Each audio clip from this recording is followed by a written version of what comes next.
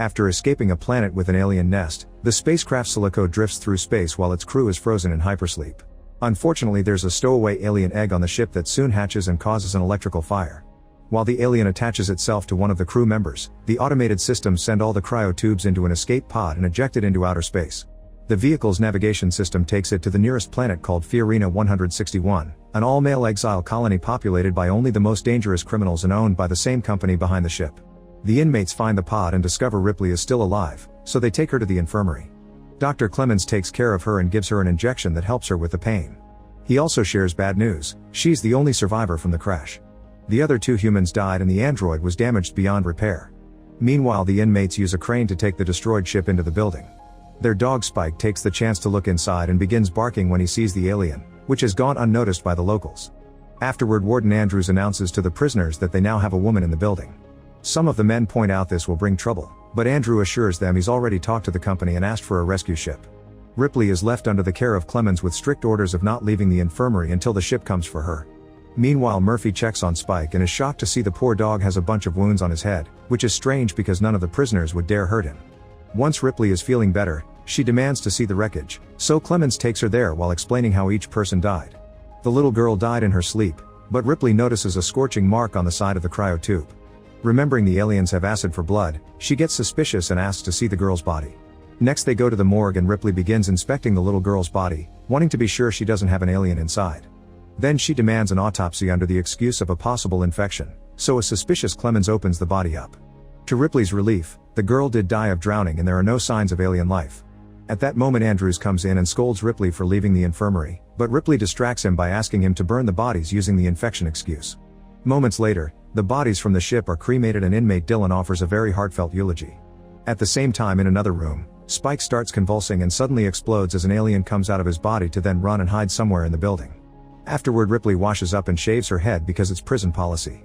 Then she goes to the mess hall and tries to thank Dylan for his eulogy, but Dylan warns her not to befriend him because he's done horrible things to women in the past. Ripley sits down and has lunch with him anyway.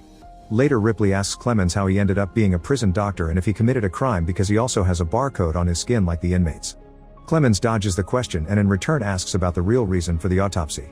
To distract him, Ripley flirts with him and they end up doing the dirty. In the meantime, Murphy is working in an isolated tunnel when he finds a shed skin. Suddenly he hears a noise and thinks it's Spike, but when he takes a closer look he's shocked to see the alien. The creature attacks by throwing acid at his face, causing Murphy to stumble back and fall into a gigantic fan that immediately destroys him. Soon Clemens is called to investigate Murphy's remains. Andrews thinks Murphy was distracted and came too close to the sucking fan, but Clemens concludes that the fan was blowing in Murphy's direction. He also finds a burn mark like the one Ripley saw on the hypersleep pod.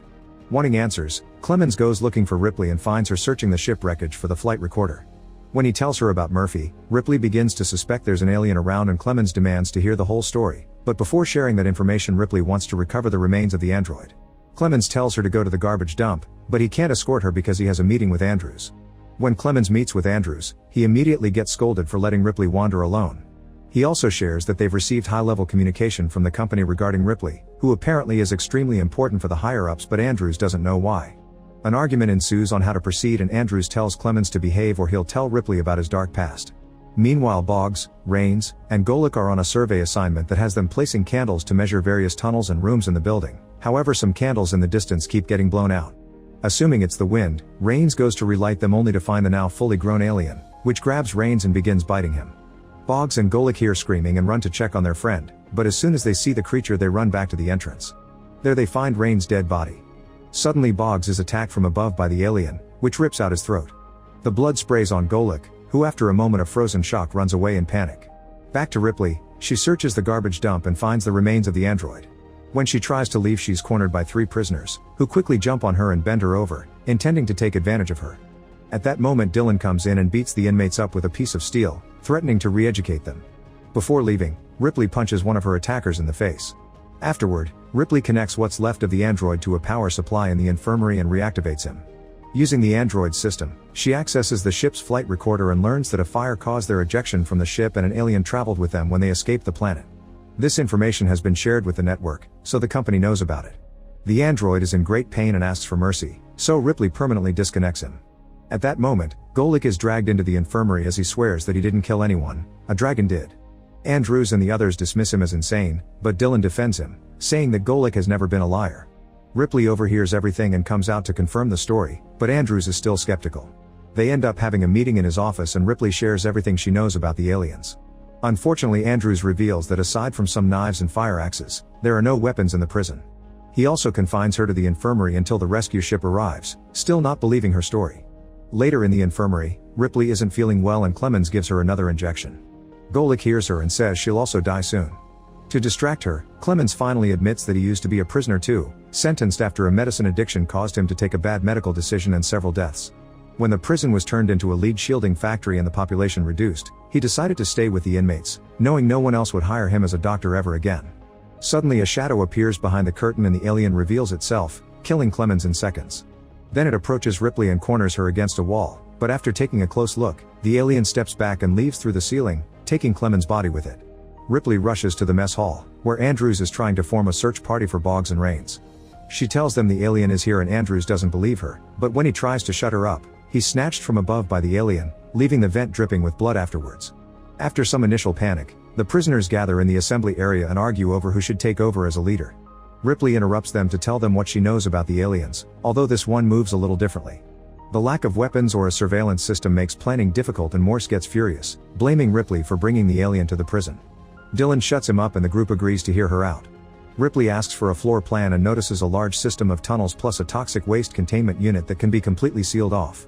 There are also barrels of highly combustible material behind a thick steel door. They decide to use that material to burn the alien out of the tunnels and force it into the containment unit to trap it indefinitely. Soon the inmates start making preparations by mopping the tunnel with the fuel. They also search for working batteries for the flashlight that will give the signal. Smoking is forbidden because even a small spark can trigger an explosion. While they work in the tunnels, they find areas with holes caused by the alien's acid. One of the inmates is taking a ladder and accidentally drops his flare, but he retrieves it before it can cause an accident. Unfortunately, this distraction gives the alien the chance to attack him by surprise. The flare falls and ignites the fuel, causing a huge explosion that starts a fire and kills various prisoners. Some men try to run away but the flames get on them anyway and burn them down. Ripley and Dylan save as many people as they can and eventually someone manages to start the sprinklers, but although the fire is gone now, the group is severely smaller. Afterward the survivors move through the tunnels to collect the bodies. While the prisoners argue over what to do, Ripley begins feeling unwell, so she goes back to the wrecked ship to use the biomedical scanner.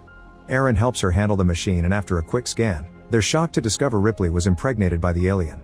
This explains why the alien didn't attack her, it's protecting its offspring. Then Ripley asks Aaron to send a message to the company, stating that the whole base has gone toxic and they should stay away. Aaron is confused because the rescue ship is their only hope, so Ripley explains that the company will take the alien to Earth to make weapons. When Aaron refuses to send the message, Ripley furiously shakes him, but she doesn't change his mind and decides to leave to search for the alien. At that moment Aaron receives a message from the rescue ship saying they'll arrive in 2 hours and that the highest priority is to keep Ripley quarantined. With a flashlight in hand, Ripley looks for the alien through dark corridors, following any strange noises. When she finally sees the creature, she attacks it with a rod, only to discover she mistook a rusty pipe for the alien's head and the noise came from the bugs inside. Suddenly the alien appears right behind Ripley. Moments later, Dylan is startled by a presence, but it's just Ripley. She explains she searched for the alien and didn't attack her because of her pregnancy. She also realizes that the shape she saw on the scan is a queen, meaning her alien baby can make thousands more. Ripley asks Dylan to end things for her since she won't survive the birth anyway, so Dylan gets ready to kill her. However, at the last second he changes his mind and points out that Ripley's immunity can be used to their advantage. Ripley agrees to fight but makes Dylan promise he'll end things after they defeat the alien. Afterward Dylan gathers the inmates and Ripley explains the company thought her old crew and even Marines were expendable, so the chance they'll let criminals live is zero. Everyone agrees to fight and come up with a plan. Some men will serve as bait and guide the alien to the corridors of the lead works, closing off all the entrances until the alien is forced into the mold. While everyone gets the doors and switches ready, Aaron sneaks away. Dylan explains to Ripley the structure is old and hasn't been used for 5 years, so some parts may not work. This means they only have one chance to do this right. Morse tries to close the last door but it isn't working, and soon the alien attacks an inmate to kill him. Another prisoner sees this and gets the creature's attention to trigger the chase. As they run through the corridors, the others close the doors to force the alien into the right path. However, the maze-like design of the area confuses everyone and they aren't sure what doors to close anymore, not to mention the alien breaking the window of one of them. After they lose track of the creature, an inmate goes looking for it and gets its attention again with a flare. The chase restarts and although they keep on closing doors, 2 more guys get killed. A guy panics and almost activates the piston too soon, but Ripley stops him just in time. Outside, the ship with the company workers finally lands and Aaron receives them, telling them that Ripley is in the furnace area. The group makes their way inside while carrying a huge steel cage. Then Dylan enters the tunnels and finds the alien killing another prisoner, so he drags the body away from the creature's clutches and drops him near the mold as bait. The alien comes closer and a prisoner activates the piston, however the alien realizes it's a trap and drags the body back into the tunnels without stepping into the mold. Now they have 5 minutes to bait the alien again before the piston shuts the mold off.